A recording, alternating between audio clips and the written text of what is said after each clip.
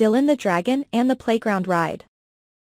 Dylan the young, blue dragon lived deep in the Rockstone Mountains of Scotland.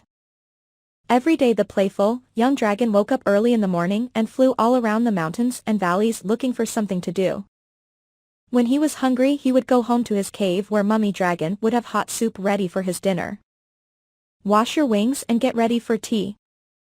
I've made your favorite today, darling. Pea and toad soup, said Mummy Dragon. Dylan sighed. Thank you Mum, he said sadly. Whatever is the matter, son?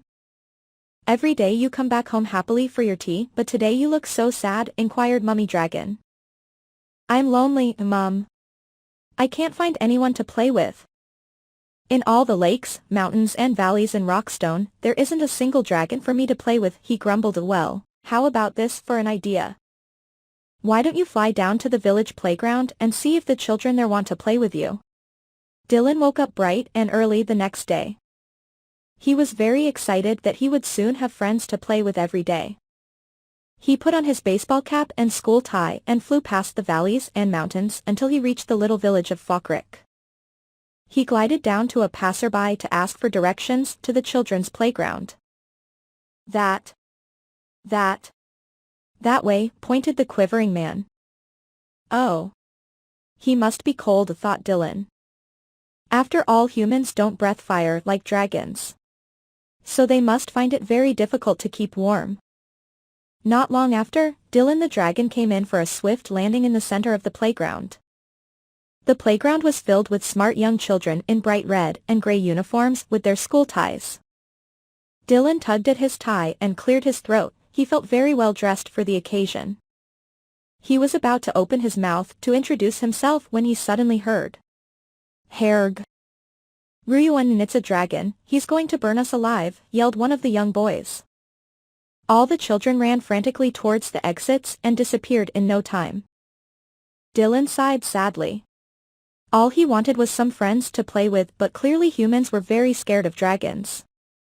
He flew home with his head hung low to see what Mummy Dragon had made for tea. The next day Dylan decided to try and make friends with the children in the playground again. He tucked his white handkerchief in his left gill and scooped up a large branch lying on the floor. He made it into a white surrender flag. He crossed his claws and hoped the children would give him another chance. Down he flew again into the center of the playground with his white surrender flag clenched in his jaw. I just want to play and be friends, he said softly. But how will you play with us? Shouted one of the girls. You're too big for our swings and slides. You won't fit in our roundabout.